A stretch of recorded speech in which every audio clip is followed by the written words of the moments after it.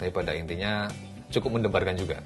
Oh, Saya nggak di bisa mananya itu? Kenapa itu, Mas? Bu Sarinya atau liputannya yang menyebarkan? mendebarkannya gimana. Kita tidak berniat untuk mempermalukan orang atau maksud-maksud tertentu yang di luar kepentingan jurnalistik. Saya kira aman ya. Kan kita membeberkan fakta yang memang adanya seperti itu. Iya. Memang menyakitkan, tetapi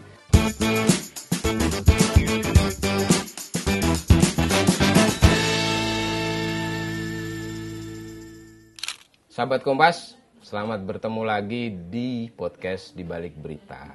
Nah, kali ini kita akan ngelihat nih, apa aja sih sebenarnya yang sudah dilakukan Kompas. Tentu banyak banget, tapi spesifik kita akan ngomongin soal ini. Apa tuh? Ini nih, SPS. SPS Awards. Apa itu, Mas, SPS Awards? SPS ini kan Serikat Perusahaan Pers yang dulu namanya Serikat Penerbit Surat Kabar. Tahun 2011 ganti nama. Nah, kita akan ngomongin tentang desinvestigasi yang dapat penghargaan nih. Wih, gold winner. Emas, Bu. Berapa gram kita nggak tahu. Nggak tahu. Nah, saya ditemani oleh Theodora Agnes dan Halo. sudah ada Kepala Desinvestigasi dan Data, Mas Andi Rija Hidayat alias Andy. Yeah. terima kasih. Apa kabar, Mas? Udah dikenalkan kan? Udah Sudah. dikenal. Apa kabar? Jadi? Baik, sehat. Sehat, oke. Sehat. Biar tambah sehat kita ngeteh, Mas. Mantap. Kita ngeteh ini tehnya ya biasa aja sih, Mas, sebenarnya nggak terlalu istimewa. Tapi karena ada Mas Andy jadi istimewa. Asik. Gitu cara kita basa-basi. Ini teh apa ini, Mas? Ini puer, Puer. teh dari Yunan, Cina. Cina.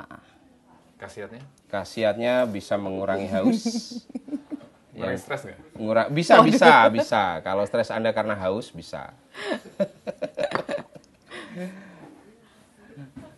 Nah, Mas Andy ini sambil ngobrol-ngobrol, Mas ya. Oke. Desinvestigasi itu kan gabung sama Desdata ya. Desinvestigasi dan data namanya. Itu sebenarnya cara kerjanya gimana sih, Mas? Ya, desinvestigasi dan jurnalisme data itu ada 4 tim. 2 tim investigasi dan 2 tim jurnalisme data. Jadi masing-masing melakukan pendekatan kerja jurnalistik yang berbeda. Satu investigatif, satu pendekatan jurnalisme data. Oh, bedanya apa itu? Bedanya yang satu investigatif, pakai liputan investigatif. Oke. Yang satu memang mengedepankan pengolahan data, analisisnya kemudian kita maknai sebagai temuan data baru. Itu bedanya. Diminum dulu, Mas, sambil ini pertanyaan masih banyak soalnya. Oh, siap. Kayaknya berat nih. Jangan sulit-sulit ya. Enggak susah kok. Kalau susah boleh call a friend atau call redaktur boleh.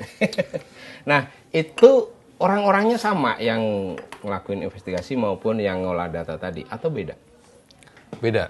Jadi 4 tim ini beda orang. Kalau investigasi satu tim itu ada 4 orang, termasuk satu editor yang juga merangkap sebagai wakil kepala des. Kalau jurnalisme data 3 orang. Satu reporter, satu editor yang juga wakil kepala des. Oke, kita tidak akan nanya siapa saja orangnya itu. Ya, Karena itu penasaran. panjang. rahasia itu. Rahasia. Top secret. Karena investigasi ya, itu Mas. dia. Iya. Nanti disasar pula. Top secret. Itu. Nah, lalu kalau misalnya kita tanya ini, Mas, sebenarnya bagaimana cara menentukan tema atau tema-tema apa yang relate dengan publik yang kemudian diambil tuh gimana cara menentukan? Ya, ini pertanyaan menarik ya, karena di kantor ini menerapkan standar jurnalistik yang memang benar-benar harus baik ya. Sejak awal ada supervisi dari pimpinan, sejak kita pitching tema, menawarkan tema. Paling tidak lebih dari 1 tema kita tawarkan, bisa 3, bahkan pernah sampai 4 atau 5 tema kita tawarkan. Dipilih 1 yang terbaik. Yang terbaik itu bisa relevan, bisa kontekstual dengan situasi yang terjadi sekarang. Kemudian setelah tema dipilih baru kita menjalankan liputan tahap pertama.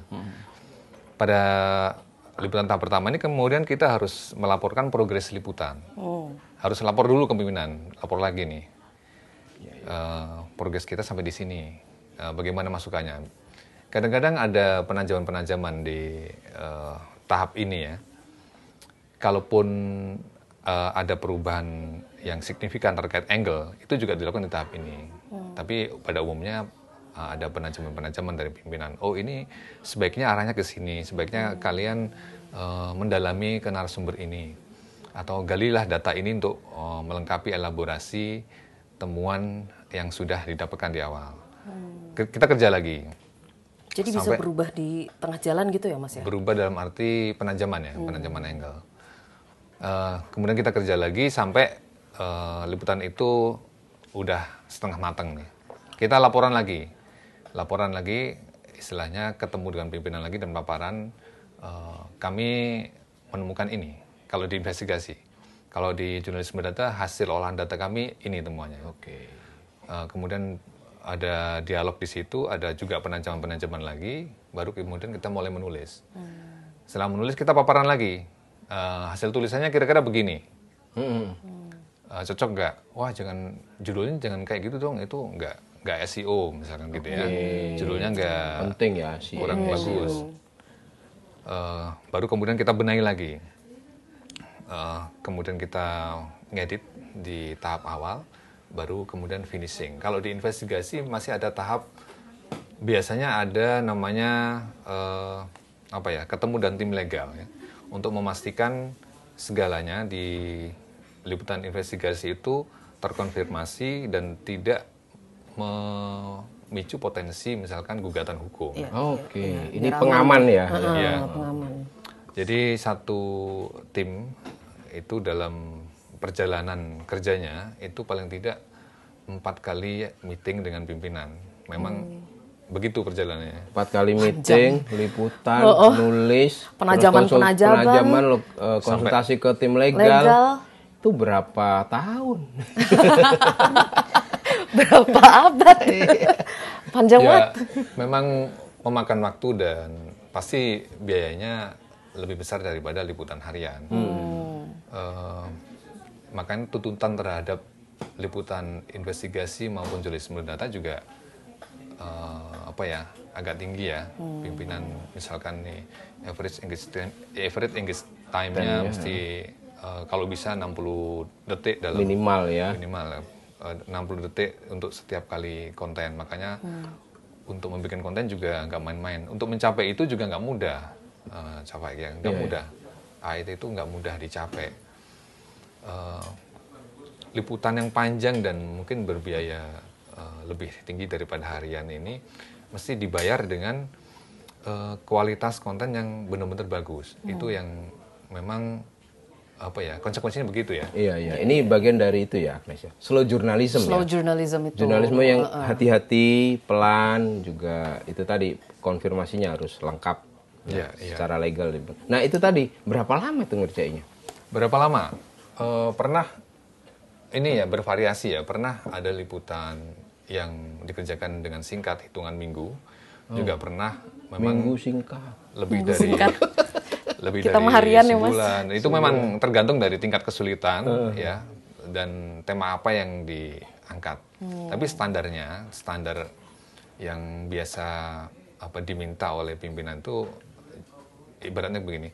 Jangan cari yang terlalu sulit banget. Tapi cari yang kira-kira doable, bisa dikerjakan dalam waktu yang enggak terlalu lama, yang kalau bisa itu berdampak dan bisa menyedot perhatian dari audiens. Memang menentukan tema juga nggak mudah gitu untuk mencari tema apa nih yang bisa dikerjakan dengan dalam tanda kutip mudah itu doable tadi ya, bisa dilakukan. Tapi bisa menarik dan berdampak. Nggak mudah di situ. Ini diskusi yang terus-menerus terjadi di desk dan juga sering bersama pimpinan. Dalam paparan mencari tema juga kadang-kadang ada diskusi yang agak alot gitu loh.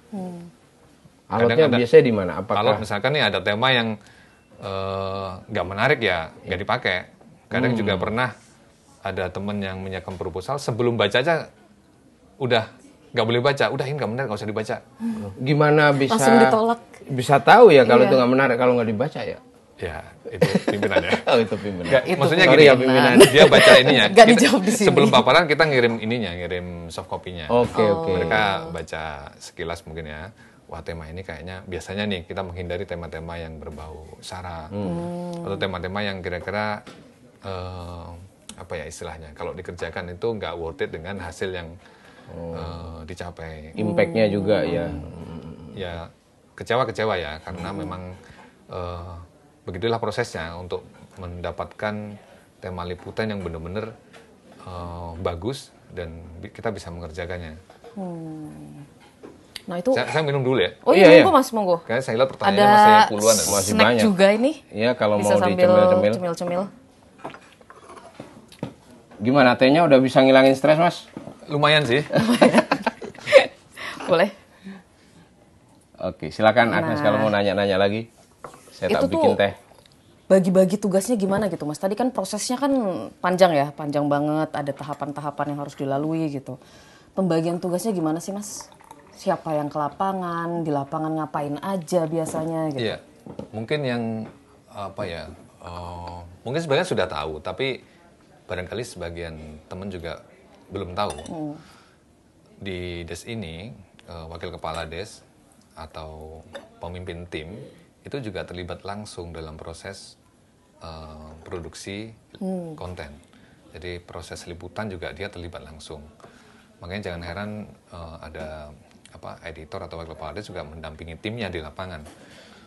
Itu bagian dari ya begitulah cara kerja kami. Ikut turun ke lapangan Ya, berarti ya kalau secara editor teknis itu. ketua tim ini akan mengatur anggotanya untuk misalkan siapa yang bergerak kemana, siapa yang mencari siapa yang mengolah data, itu mereka ya secara teknis. Tetapi secara umum saya bisa sampaikan di sini bahwa di des ini wakil kepala des atau editor yang bertugas mengampu tim, dia terlibat langsung dalam proses pembuatan konten dan proses liputan. Itu yang mungkin sebagian nggak tahu ya. Ya begitulah kondisinya. Jadi semua ya, tidak ada yang bos hanya nyuruh-nyuruh gitu, nggak ada. Nggak ya? ada. Ya semua terlibat langsung. Semua terlibat langsung. Oke. Nah, itu kan sudah lama. Ini sudah berapa tahun kita punya des investigasi ini? Ini kira-kira 5 tahunan mungkin ada. 5 tahun ya. Iya. Dan akhirnya kita dapat ini nih, SPS. SPS yang golden lagi, yang paling tertinggi lah ini. Ini kalau boleh tahu liputan yang mana, Mas Andi? Ini liputan yang menarik yang dikerjakan oleh saya sebut ketua timnya ya, Mbak Sari ya. Saya mengapresiasi cara kerja timnya Bu Sari ini. Mbak Sari apa Bu Sari? Kalau di rumah Bu. Oh Bu. Saya sudah punya di sini Mbak Sari. Jadi ini liputan tentang judi online yang dikerjakan di periode November sampai Desember 2023. Liputan ini cukup menarik dan kita nggak menyangka juga bisa mendapatkan apresiasi gini. Tapi pada intinya cukup mendebarkan juga. Oh, Saya nggak di bisa mananya itu? Kenapa itu Mas? Bu Sarinya atau liputannya yang menyebarkan ini? mendebarkannya gimana, mungkin teman-teman bisa langsung berkunjung baca ke Kompas ya. ID. Apa judulnya Mas? Judul headline-nya di hari pertama itu WNI kendalikan judi online dari Kamboja. Kalau tidak salah begitu ya. Itu bisa dicek oleh sahabat Kompas langsung di Kompas ID. Ada beberapa seri tulisan. Berapa belas, Mas? Itu banyak. Kira-kira 18. 18 tulisan. Kalau misalnya masih ragu judi online, dampak dan sebagainya itu bisa dibaca di situ. Termasuk di sana juga korban-korbannya disebutkan. Ada. Dan itu tim investigasi langsung ya Mas? Datang ke lokasi, melihat langsung. Main judi, main judi. Nah, ada yang nggak bisa diceritakan di sini. Oke. Pada intinya tadi kata kuncinya dalam mendebarkan keputusan untuk melihat langsung bagaimana operasi judi online ini dilakukan, itu juga melalui diskusi yang nggak mudah ya.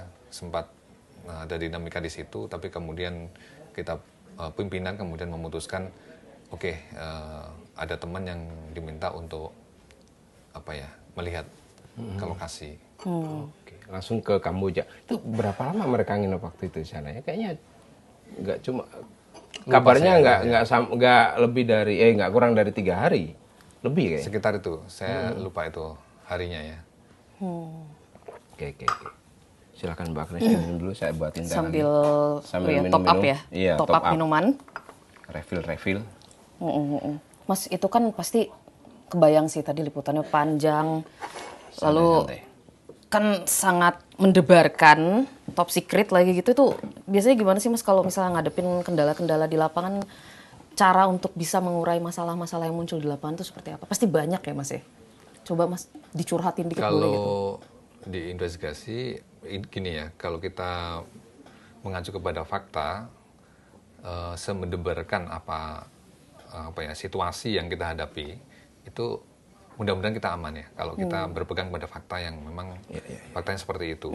Tapi kalau kita mengada-ngada itu yang memang bisa kacau itu ujungnya, bisa berujung pada masalah hukum.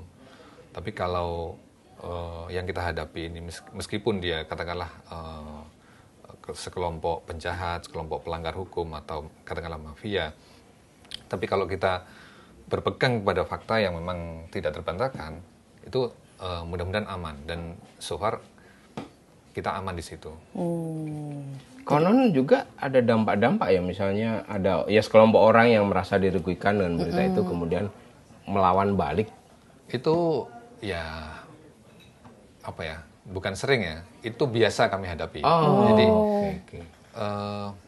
mereka yang tertuduh dalam arti pihak yang kita sorot sebagai orang yang bersalah, itu seringkali tidak terima dan ada yang menggunakan lawyer, ada yang kemudian memprotes sendiri, ada yang lewat institusinya.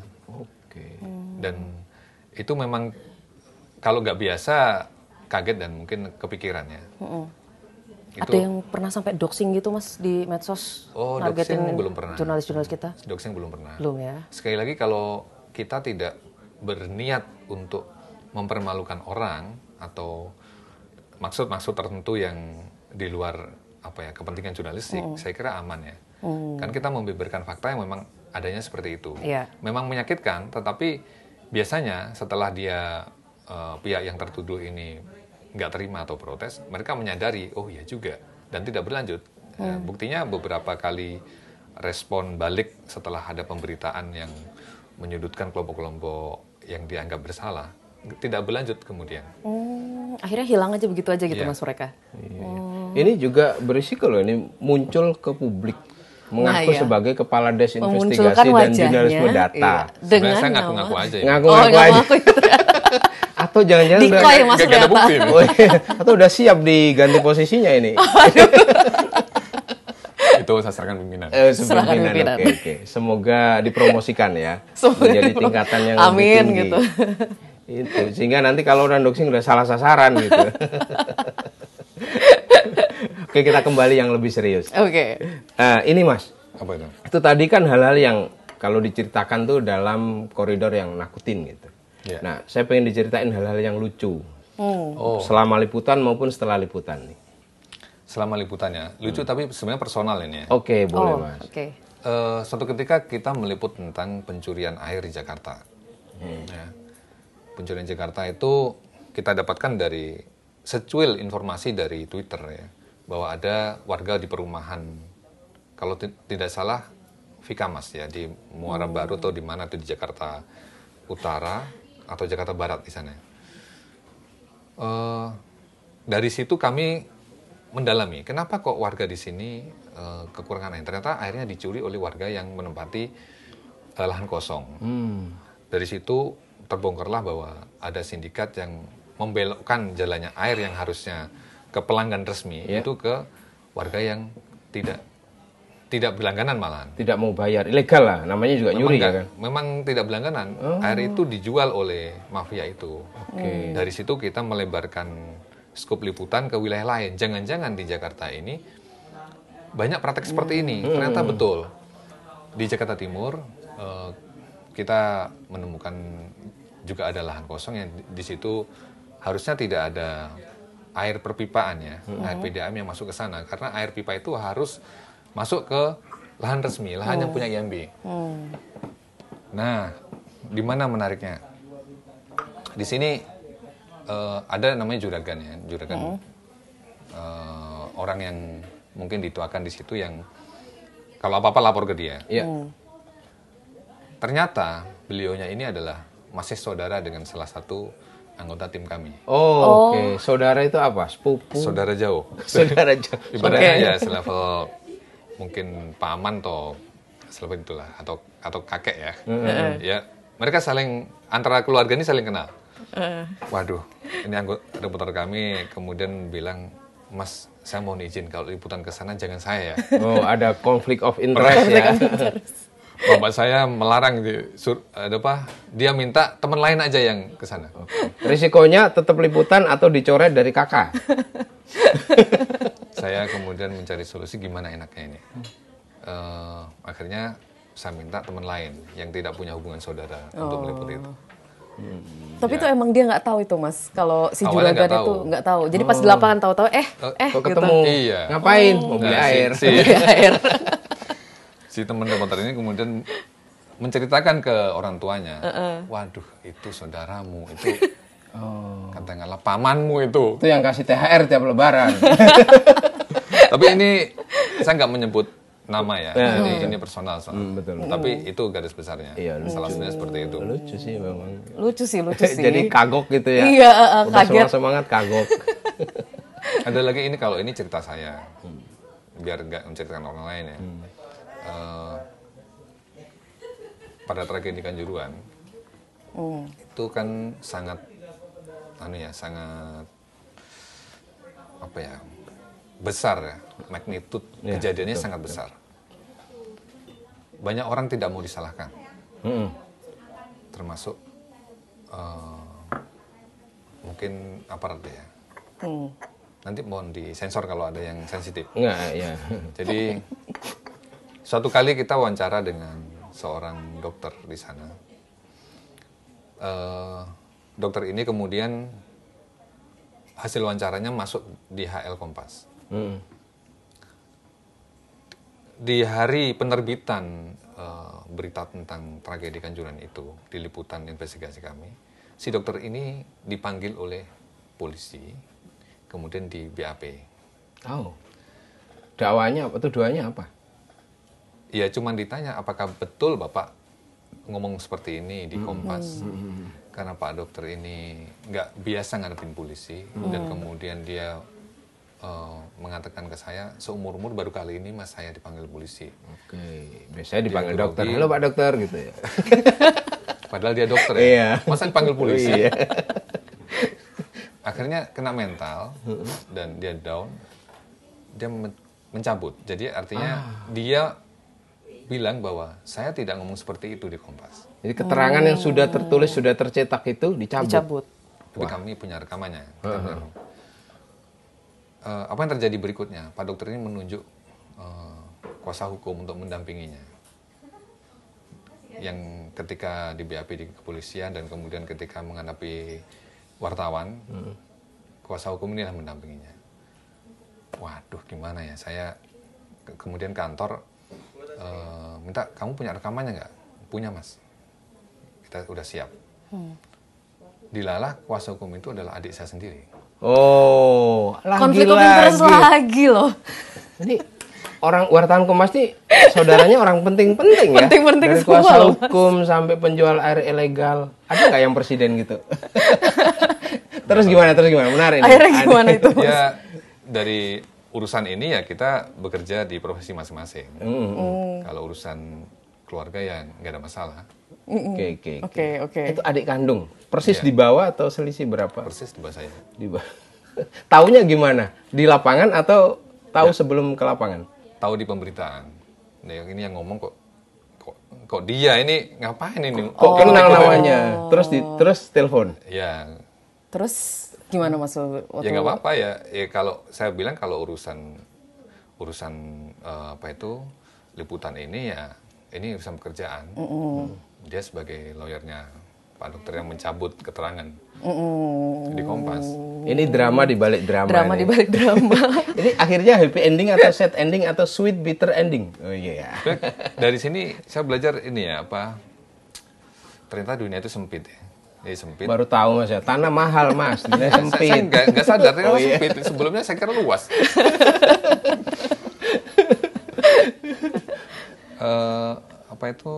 Ya udah kita mesti bisa membedakan mana urusan Pribadi. kerjaan dan urusan personal ya. Ya kemudian selesai begitu aja. Kita ketemu di rumah ya nggak ngomongin Biasa aja gitu ya Mas ya. Tapi akhirnya dokter itu tetap mencabut. Ya. Oke, dengan diperkuat oleh penguasa hukum didampingin tadi itu ya. Untung nggak ganti orang ya Mas. Tadi kan Iya, kalau yang satu itu kan juragan, akhirnya ganti orang. Ini mau gimana gantinya? Gimana ganti Pelajaran saudara? untuk- Ganti saudara. Untuk kasus-kasus liputan yang lain ya. Jadi usahakan kita punya backup ya, kita punya backup bisa Rekaman rekaman, tadi itu ya. bisa Video tulisan ya. atau bukti apapun yang memperkuat posisi kita bahwa kita pernah mendapatkan informasi tertentu dari seseorang. Nah itu loh Mas, jadi penasaran juga kalau di lapangan kan Kalau kita nggak punya backup, kan bahaya ya. dan itu tidak hanya terjadi pada saya, pada teman-teman jurnalis lain pernah terjadi. Oh, Tanpa backup. Maksud saya, Kayak pemerintah Investigasi. Mas, kita nggak punya backup. itu dia kata backup. iya ya, data-data diretas. Ternyata liputan harus ada backup. Iya. Itu kesadaran awal ya. Karena ini berguna ketika narsum kemudian mengingkari pernyataannya atau bahkan mencabut pernyataannya. Pencabutan pernyataan ini kemudian bisa berbalik menjadi serangan ke arah jurnalis. Iya. Kita udah punya bukti. Ini loh, kamu ngomong beneran loh gitu ya Itu Mas ya. jadi SOP ya akhirnya. Ya, saya ingatkan ke teman-teman jangan sampai atau jangan lupa merekam atau paling tidak ada bukti apapun ya, ada foto, ada tulisan. Bahwa kita pernah mewawancarai orang tersebut.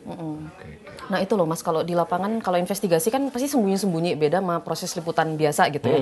Nah itu untuk bisa dapat buktinya, ngerekamnya itu gimana? Nggak mungkin gini toh, nggak mungkin Iya, langsung iya. gini gitu. Itu apakah ada alat-alat tertentu kah misalnya, atau seperti apa sih Mas? Metode penyamaran itu tidak selalu dipraktekkan kalau kita tidak membutuhkan. Oke. Kalau kita membutuhkan metode penyamaran kita pakai. Nah, penyamaran yang paling efektif adalah penyamaran yang senatural mungkin. Senatural mungkin itu gimana? Berkamuflase? Pakai wig nggak ya? Enggak ya? Ponsel ini kan alat sehari-hari. Jadi kalau kita merekam baik video atau suara lewat ponsel, tingkat kecurigaannya lebih rendah ketimbang kita merekam pakai kamera profesional. Oh, betul. Misalkan, Pak permisi ya Pak. Oh, pakai. Pasti Iya. ini ada apa Maksudnya ini? udah ngomong-ngomong kayak gitu, udah takut duluan. Iya. Itu tips saja. Kalau semua dibeberin di sini nanti Bahaya. Iya, ya, nanti nggak bahaya. boleh, Mas. Itu ini bagian Ini udah dari rahasia dapur rahasia ini. perusahaan. Tapi waktu kita nggak banyak nih, tinggal 2 menit lagi nih. Oh, oke. Satu lagi pertanyaan kali ya, silakan. Satu lagi pertanyaan Ya. kali ya. Nah ini Mas, penasaran juga nih. Kan kalau misalnya investigasi kan tadi kan banyak ininya ya, banyak tantangannya gitu. Tuh kalau pasti kan stres gitu Mas. Nah kalau misalnya tim investigasi itu biasanya kalau misalnya untuk stres itu menghadapinya gimana sih? Apa minum teh kayak gini selain ngeteh. Selain ngeteh gitu Mas. memang betul tensi pekerjaan di tim ini tinggi ya, karena kita selalu bertemu dengan orang yang sama. Barangkali ada ketidakcocokan dalam perjalanan bekerja. Oh, di tim itu ya. Pasti memilih tempat makan, hal kecil-kecil. Sesederhana itu. Itu akan paling tidak memicu obrolan kan. Memilih tempat nginep atau memilih pakai moda apa kita liputan ke sana. Oh, mau awan kinton atau motor gitu ya. Karpet terbang.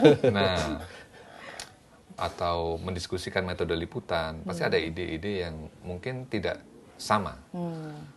Dan disitulah potensi, istilahnya ya paling tidak gesekan ide. Kalau tadi dibilang mengelola stres, disitulah awal mula. Kalau tidak bisa dihadapin dengan dengan tepat, dia bisa larinya ke stres. Jadi anggaplah ya ini sebuah pekerjaan profesional yang pasti ada hal-hal seperti itu. Jadi anggaplah itu sebagai sebuah, ya begitulah adanya. pekerjaan itu, ada gesekan ide itu pasti. Tidak perlu dipikir dalam-dalam, ya pasti begitu. Namanya manusia pasti ada yang sama. Hard feeling. Nggak usah terlalu baper gitu Biasalah ya konflik di dunia kerja. Justru kalau nggak tersinggung malah nggak manusiawi ya. Oke. Makanya kami punya waktu libur yang cukup lama. Ketika nggak lama juga, nanti kantor marah lagi. Setelah project kita ada waktu libur yang teman-teman boleh kira-kira semingguan gitu ya. Seminggu. Boleh Kira-kira seminggu sebelum project berikutnya.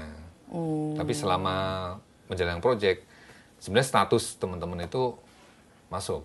Oh, masuk terus selama peliputan itu ya. Oke, kayaknya nih kita cukupin dulu nih, karena makin lama nanti terkuak rahasia dapur ya Mas. Strateginya bahaya. Terima kasih Mas Endi. Terima kasih Mas Andi. Mbak Agnes, makasih. Begitu tadi sahabat Kompas, secuil rahasia dan beberapa hal yang telah kita beberkan terkait dengan investigasi yang dilakukan oleh Kompas. Kalau penasaran hasilnya seperti apa, sekali lagi silakan dibuka di Kompas ID. Di situ banyak sekali liputan-liputan investigasi. Saya kira itu dulu. Sampai ketemu lagi di podcast di balik berita berikutnya. Sampai jumpa. Sampai jumpa.